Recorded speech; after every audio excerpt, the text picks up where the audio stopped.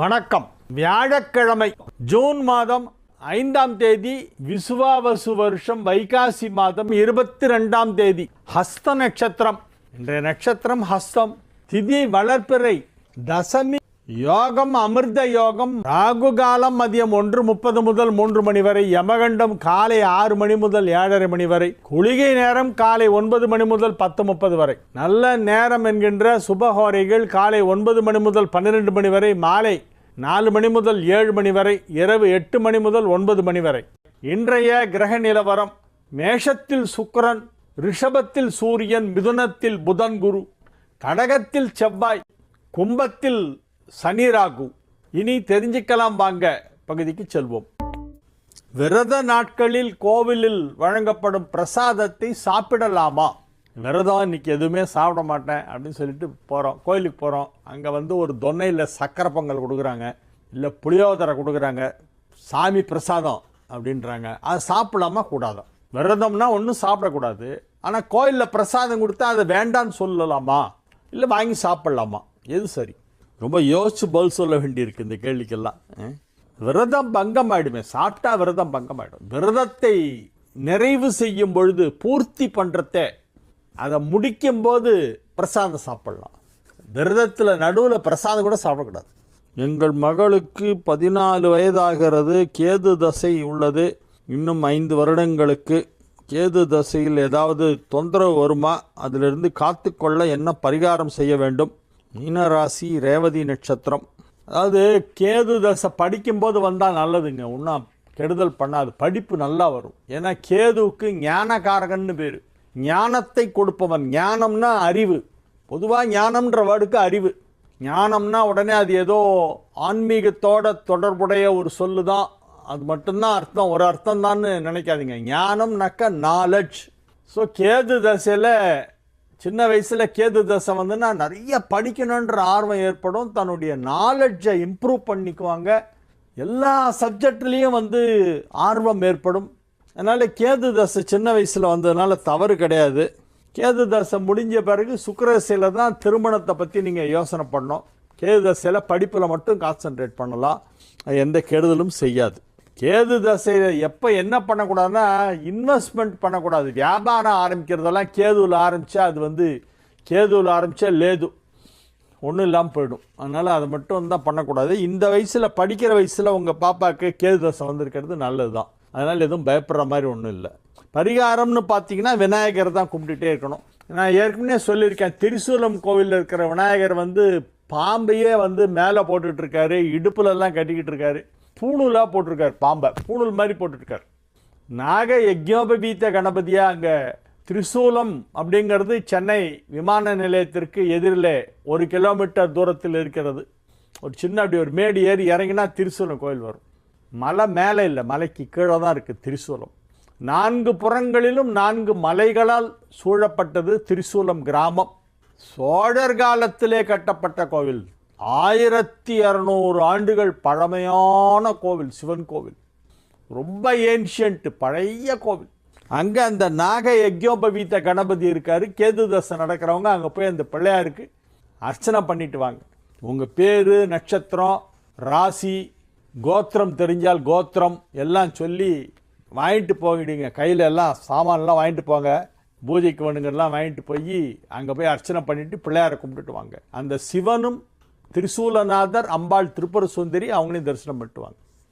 எனக்கு கன்னி ராசி. ஏப்ரல் 25, 26 ஏப்ரல் வரை நேரம் எப்படி இருக்கிறது? நல்லா இருக்குது. கன்னிராசிக்கு ஒன்றும் பெருசாக ஒன்றும் பிரச்சனை ஒன்றும் இல்லை. கன்னிராசிக்கு ராசியில் இருந்த கேது நகர்ந்துடுச்சு. குரு 10ஆம் இடத்துல நல்ல வலிமையாக கேந்திரம் பெற்று இருக்கிறது. சனியும் 6ஆம் இடத்திலே தான் இருக்கிறது. இந்த வருடம் முழுவதும் 6இல் சனி, 6ல் சனி லட்சுமிகரம். அதனால் கன்னி ராசிக்கு நல்லா இருக்குது, எந்த பிரச்சனையும் இல்லை. குட்டி இங்கிலாந்து அப்படிங்கிற புனைப்பெயர். இறைவனுக்கு பால், பழம், நைவேத்தியம் குளிக்காமல் படைக்கலாமா? தங்களின் நிகழ்ச்சி தொகுப்புகளை இசட் தமிழில் தினந்தோறும் குடும்பத்துடன் கண்டு வருகிறோம். நன்றி. வாழ்க வளமுடன். ஆர் சேகர், தாராசுரம். காலையில் குளிக்காமல் சாமிக்கு பால், பழம், நைவேத்தியம்லாம் செய்யலாமா அப்படின்றாரு. இல்லை, நம்ம குளிச்சுட்டு சுத்தமாக தான் அதுக்கப்புறம் தான் சாமி கும்பிடணும். எனக்கு தெரிஞ்ச ஒரு நண்பர், அவர் என்ன பண்ணுவார், காலையில் எழுந்து பல்ல தேய்ச்சி காஃபி சாப்பிடும்போது அந்த காஃபி எடுத்துகிட்டு போய் சாமி முன்னால் அப்படியே காமிப்பார். கொஞ்ச நேரம் அப்படியே கண்ணை மூடிட்டு ப்ரேயர் பண்ணுவார். அப்புறம் வந்து அந்த காஃபியை குடிப்பார். காஃபி குடிக்கிறதா இருந்தால் கூட கடவுளுக்கு நைவேத்தியம் பண்ணி தான் குடிப்பேன் அப்படிம்பார் அவர். அந்த மாதிரி அவருக்கு ஒரு நம்பிக்கை, அது ஒரு விதமான பக்தி. அது நம்மளாம் குளிச்சுட்டு அதுக்கப்புறமா முறைப்படி உட்காந்து பூஜை எல்லாம் பண்ணிவிட்டு பூஜையை முடிக்கும்போது அன்றைக்கி என்ன நைவேத்தியத்துக்கு இருக்குதுன்னு பார்ப்போம். வீட்டில் சாதம் வச்சுருந்தாங்கன்னா அந்த குக்கர்லேருந்து சாதத்தை எடுத்துகிட்டு வந்து வைப்பாங்க. அதில் கொஞ்சம் நெய் ஒரு சொட்டு ஊற்றி கொஞ்சம் பருப்பு போட்டு அன்னசுத்தின்னு பேர், அந்த நெய் ஊற்றுறதுக்கு பேர் அன்னசுத்தி பண்ணி அதுக்கப்புறம் அதை நைவேத்தியம் பண்ணுவோம். அப்படி சமையல் ரெடி ஆகலை அப்படின்னா என்ன பழம் இருக்குது வீட்டில்னு பார்த்து ஏதாவது 2 வாழைப்பழம் இல்லை ஆப்பிள் ஏதாவது யூஸ் பண்ணாதது இருந்துன்னா அந்த பழத்தை வச்சு நைவேத்தியம் பண்ணுவோம். இதெல்லாம் நம்மளுடைய வழக்கம். ஆனால் எனக்கு தெரிஞ்ச ஒரு நண்பர் வந்து காலையில் காஃபி குடிக்கிறதுலேருந்து நைட்டு படுக்க போகிறதுக்கு முன்னால் ஒரு டம்ளர் பால் குடிப்பார். அது வரைக்கும் எல்லாத்தையும் சாமிக்கிட்ட வச்சுட்டு ஒரு நிமிஷம் ப்ரேயர் பண்ணிட்டு அதை எடுத்து அப்புறமா சாப்பிடுவார். அது அவர்களுடைய நம்பிக்கை. கடவுள் வழிபாட்டில் நம்பிக்கை தாங்க முக்கியம். உடல் தூய்மை உள்ளம் தூய்மை ரெண்டுமே இருக்கணும். அதை விட நம்பிக்கை ரொம்ப முக்கியம். எஸ் மகாலட்சுமி பெரம்பூர் சென்னை மாநகரில் அவதரித்த வாயிலார் நாயனார் பற்றி கூறவும். வாயிலார் நாயனார் வந்து மனதாலேயே பூஜை பண்ணார். மானசீக பூஜை. நாம் மனதால் செய்கின்ற எல்லா செயல்களுக்கும் பலன் உண்டு. காயத்தால், வார்த்தைகளால், மனதால், இந்திரியங்களால், ஐம்புலன்கள் எனும் இந்திரியங்களால் அனைத்தாலும் நாம் செய்கின்ற நன்மைக்கு நல்ல பலன் உண்டு, தீமைக்கு தீய பலன் உண்டு. இது கடவுளுடைய எழுதி வச்ச சட்டம். இதுதான். நீ என்ன பண்ணாலும் அதுக்கு பலன் உண்டு. நல்ல பண்ணால் அதுக்கான பலன் உண்டு, கெட்ட பண்ணால் அதுக்கான பலனும் உண்டு, கெட்ட பலனும் உண்டு. அவர் என்ன பண்ணார், இந்த வாயிலார் நாயனாருங்கிறவர் மனசில் அப்படியே கோவில் மாதிரி சிவனை வந்து மனசுலேயே வச்சு பூஜை பண்ணுவார். மானசீக பூஜை. ஒன்றும் கிடையாது, கையிலலாம் எதுவும் கிடையாது. நெருன்னு உட்காந்து அப்படியே மனசில் உள்ளுக்குள்ளே சிவன் இருக்கா மாதிரி அந்த சிவனுக்கு தாம் பூஜை பண்ணுற மாதிரி அவருக்கு அர்ச்சனை பண்ணுறாரு, நைவேத்தியம் பண்ணுறாரு, கற்பூர ஆர்த்தி காமிக்கிறாரு, தூப தீபம்லாம் காமிக்கிறாரு, மணி அடிக்கிறாரு. எல்லாம் ஒன்றுமே இல்லை, கண்ணை மூடிட்டு எல்லாமே பண்ணி முடிச்சுடுவார். பூஜையை முடிச்சுட்டு கிளம்பி போயிடுவார். அவர் சென்னையிலே மயிலாப்பூர்லே வாழ்ந்ததாக சொல்லப்படுகிறது. மயிலாப்பூர் பகுதியில் அவர் இருந்தார் அப்படின்னு வாயிலார் நாயனார் பற்றி சொல்லப்படுகிறது. வாயிலார் நாயனார் வந்து மானசீக பூஜை செய்து அதன் பலனாக 63 நாயன்மார்களுள் ஒருவராக அவர் போற்றப்படுகிறார். கபாலீஸ்வரர் அவருக்கு காட்சி கொடுத்தார். திருமயிலை அப்படின்னு இப்போ சொல்கிறோம் இல்லையா, மயிலாப்பூர். அந்த மயிலாப்பூருங்கிறது 7 சிவன் கோவில்கள் சேர்ந்தது தான் மயிலாப்பூர். 7 சிவன் கோயில் இருக்கு அந்த மயிலாப்பூர் பகுதியில். காரணீஸ்வரர், வல்லீஸ்வரர், வெள்ளீஸ்வரர், கபாலீஸ்வரர் அப்படின்னு எல்லாம் சேர்த்து 7 கோயில் இருக்குங்க. இந்த 7 சிவன் கோயிலுடைய சிவனும் வந்து வாயிலார் நாயனார் வழிபட்டவை. அவர் ஒரு பெரிய சிவனடியார். நல்ல கேள்வி கேட்டிருக்காங்க. எஸ் மகாலட்சுமி, வாரம் 7 நாட்களும் கோவிலுக்கு போகணும் என்று ஒரு கோட்பாடு உண்டா? என்னென்ன கிழமைகளில் எந்தெந்த சாமியை கும்பிடணும், எந்த கிழமையில் எந்த கோயிலுக்கு போகணும், எந்த சாமியை கும்பிடணும் அப்படின்றது கேள்வி கேட்குறாரு. கேள்வி கேட்பவர் தஞ்சாவூர்லேருந்து செல்வ சரவணன். நீங்கள் சொல்கிறது கரெக்டு சார், 7 நாள் கோயிலுக்கு போனோம். அவ்வாறு செல்ல இயலாதவர்கள் விடுமுறை நாட்களிலே கோயிலுக்கு போகலாம். தினசரி கோவிலுக்கு போக வேண்டும். ஆலயம் தொழுவது சாலவும் நன்று. கோவில் இல்லா ஊரிலே குடியிருக்க வேண்டாம். இதெல்லாம் நம்மளுடைய பழமொழிகள். எங்கே கோயில் இருக்கோ அங்கே தான் குடியிருக்கணும். ஏன் அப்படின்னா அப்போ தான் தினமும் கோயிலுக்கு போக முடியும். ஆலயம் தொழுவது சாலவும் நன்று. எனவே தினமும் கோயிலுக்கு போக வேண்டும். எந்த கோயிலுக்கு போனதாக இருந்தாலும் தினசரி போவதை ஒரு வழக்கமாக வைத்து கொள்ள வேண்டும். திங்கட்கிழமையிலே சிவன் வழிபாடு மிக முக்கியம். சோமவார சிவ தரிசனம், செவ்வாய்க்கிழமையிலே முருகன் வழிபாடு, புதன்கிழமை தோறும் பெருமாள் கோயிலுக்கு சென்று பெருமாளை வழிபட வேண்டும். வியாழக்கிழமைகளிலே தட்சிணாமூர்த்தியை, குருவை வழிபாடு செய்ய வேண்டும். வெள்ளிக்கிழமை அம்மன் தரிசனம் செய்ய வேண்டும். சனிக்கிழமை நவகிரக வழிபாடு, ஆஞ்சநேயர் வழிபாடு ஆகியவை செய்ய வேண்டும். இதை தவிர எல்லா நாட்களிலும் எல்லா கோயிலுக்கும் போகலாம். பிள்ளையார், முருகர், அம்மன், சிவன், பெருமாள், நவகிரகம் இதெல்லாம் வந்து வழிபட வேண்டிய தெய்வங்கள். பிள்ளையார், முருகன், அம்மன், சிவன், விஷ்ணு, நவகிரகம் இந்த 6 விதமான வழிபாடுகளையும் தினசரி செய்யலாம். மேஷ ராசிக்கு இது மிக சிறப்பான நாள். குருவும் சந்திரனும் கேந்திரத்தில் நின்றால் அது கஜகேசரி யோகம். வீடு கொடுத்தவனுக்கு 4ஆம் இடம், புதனுக்கு 4ஆம் இடம். 6ல் சந்திரன் என்பது கோச்சார ரீதியாக நன்மை செய்கின்ற கிரக அமைப்பு. எனவே மேஷ ராசிக்கு இன்னைக்கு எல்லாமே நல்லா இருக்கு. நாளும் பொழுதும் நன்றாக இருக்கிறது. நாளும் கோளும் நலம் செய்யும் நல்ல நாள் என்று இந்த நாளை சொல்லலாம். எல்லா விதத்திலும் நன்மைகள் நடைபெறும். உங்கள் ஆரோக்கியம் நன்றாக இருக்கும். வியாபாரத்திலே நல்ல வருமானம் கிடைக்கும்.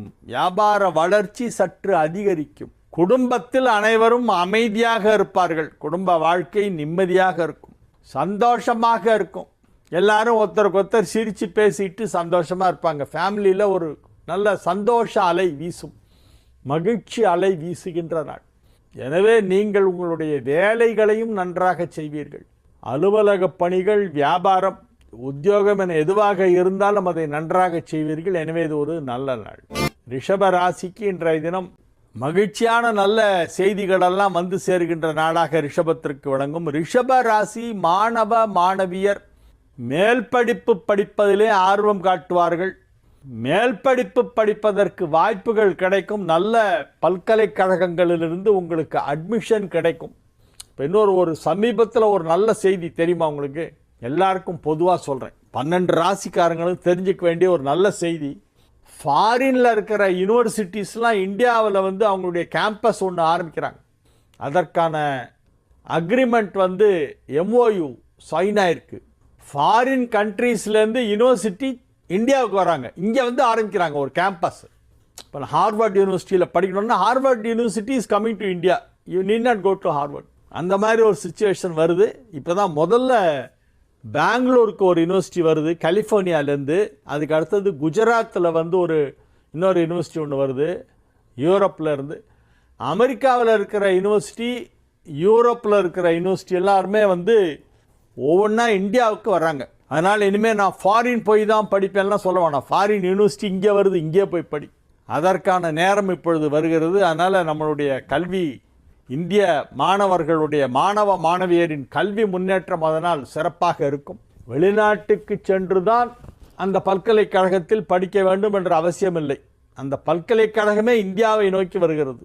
ஃபாரின் கண்ட்ரிஸ் எல்லாம் இந்தியாவுக்கு வராங்க, வந்து இங்கே ஆரம்பிக்கிறாங்க காலேஜ்.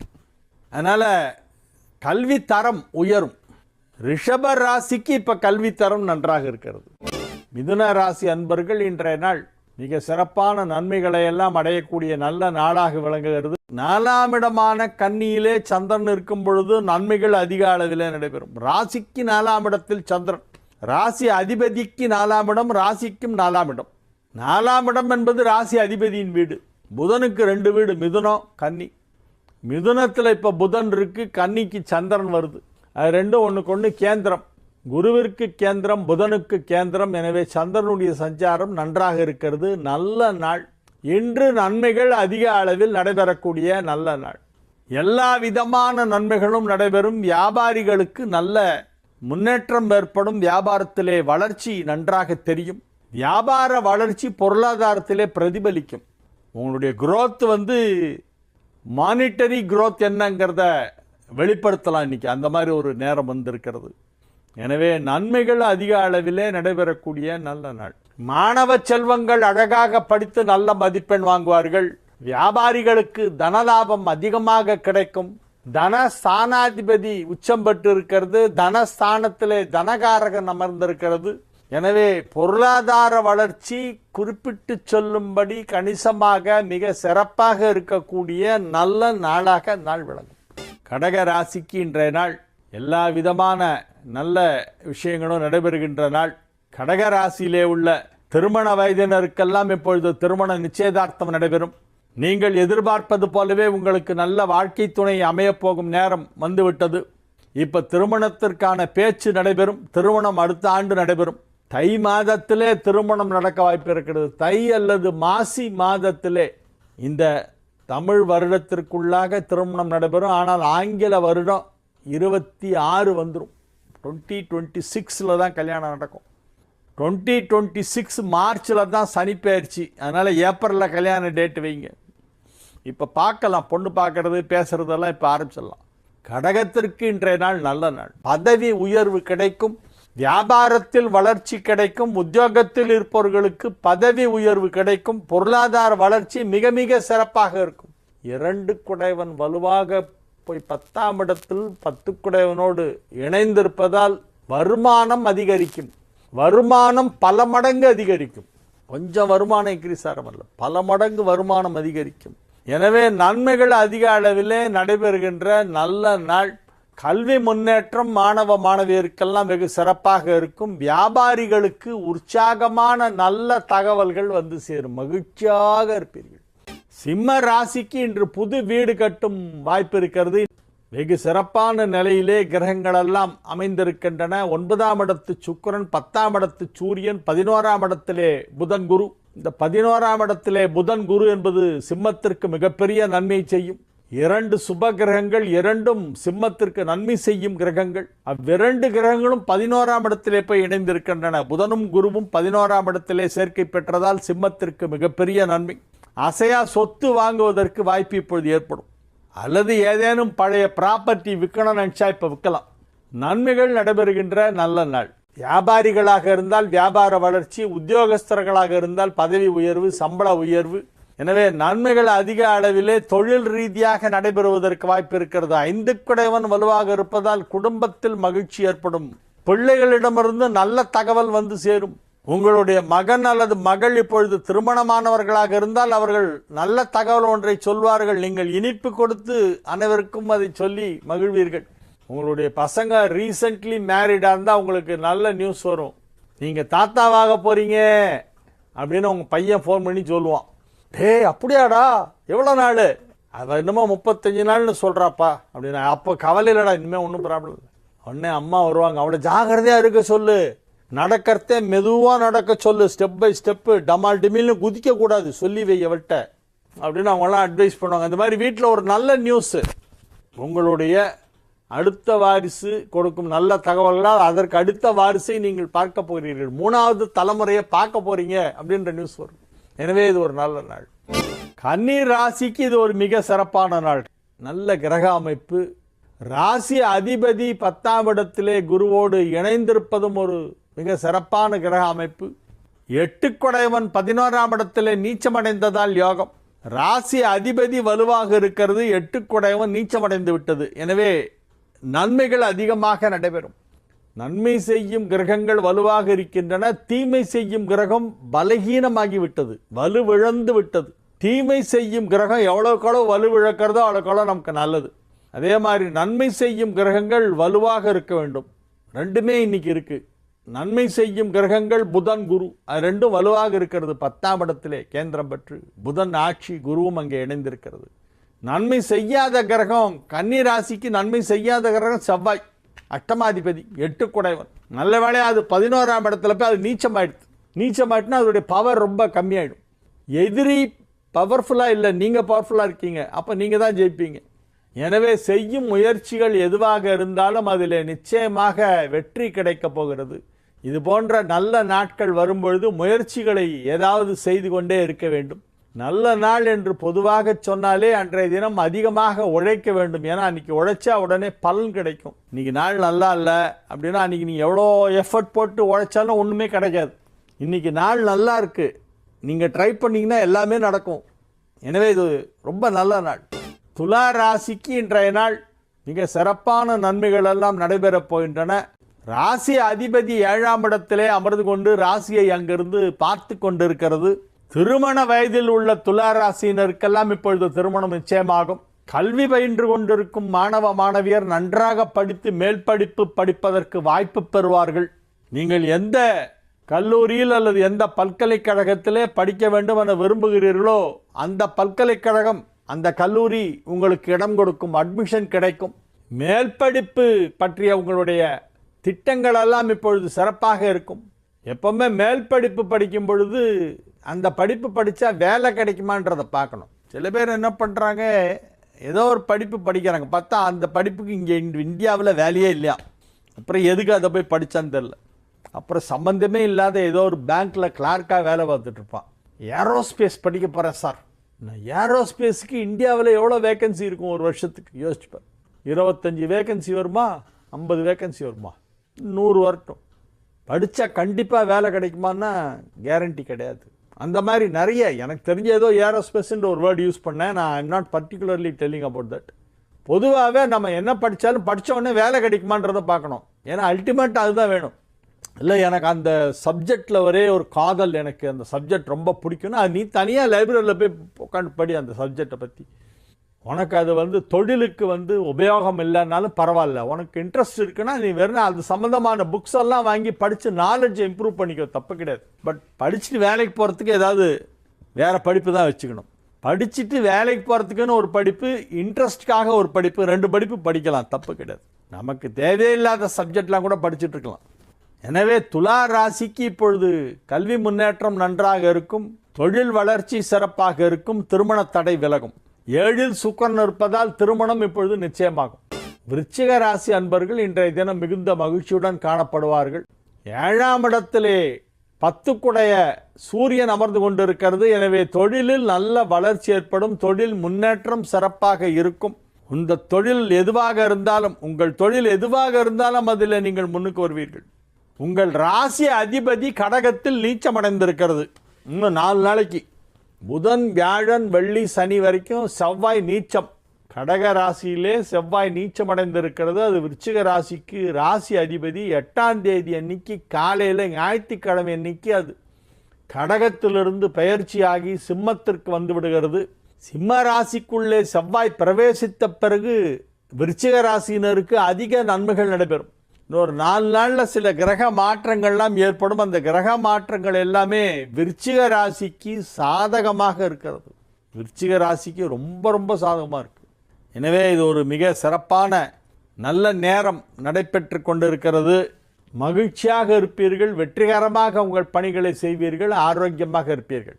தனுசு ராசிக்கு இன்றைய நாள் நன்மைகள் நடைபெறக்கூடிய நல்ல நாடாக விளங்குகிறது. 12 குடையவன் 8ஆம் இடம் சென்றதால் விபரீத ராஜயோகம் ஏற்பட்டிருக்கிறது. ராசிக்கு 7ஆம் இடத்திலே குருவும் புதனும் இணைந்து ராசியை பார்ப்பதால் நல்ல நேரம், ஃபர்ஸ்ட் கிளாஸாக இருக்கு டைம், அருமையான நேரம்.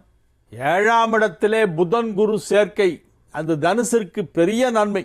ஏன்னா தனுசை தான் பார்க்குது புதனும் குருவும், 2 சுபகிரகங்கள் ஒன்றா சேர்ந்து பார்க்குது 7லிருந்து. எனவே தனுசு ராசியினருக்கு ஆரோக்கியம் நன்றாக இருக்கும், தொழில் நன்றாக நடைபெறும், பண வரவு சிறப்பாக இருக்கும், குடும்பத்தில் சுப நிகழ்ச்சி நடைபெறும், குடும்பத்தார் அனைவரும் ஒற்றுமையாக இருப்பார்கள், சந்தோஷமாக இருப்பார்கள். நன்மைகள் அதிக அளவிலே நடைபெறக்கூடிய நல்ல நாள். எல்லா விதமான நல்லதும் நடக்கும். உங்களுக்கு என்ன வேணுமோ அதெல்லாம் கிடைக்கும். You will get whatever you want, you will get whatever you deserve, அல்லது you will get whatever you try for. 3மே உண்டு. உங்களுக்கு என்ன வேணுமோ கிடைக்கும். உங்களை எதை பெறுவதற்கு நீங்கள் தகுதியானவர்களோ அது கிடைக்கும், நீங்கள் எதற்கு முயற்சி செய்கிறீர்களோ அது கிடைக்கும். எனவே உங்களுக்கு நல்ல நாள். மிகவும் மகிழ்ச்சியாக ஆரோக்கியமாக இருப்பீர்கள், உற்சாகமாக இருக்கக்கூடிய நல்ல நாடாக விளங்குகிறது. இறை வழிபாட்டிலே மனம் நாட்டம் கொள்ளும். ஒரு சிலர் புனித தல யாத்திரை மேற்கொள்வார்கள். நன்மைகள் அதிக அளவிலே நடைபெறக்கூடிய நல்ல நாளாக இந்த நாள் விளங்கும். மகர ராசிக்கு இன்றைய தினம் மிக சிறப்பான நன்மைகள் நடைபெறும் நல்ல நாளாக விளங்குகிறது.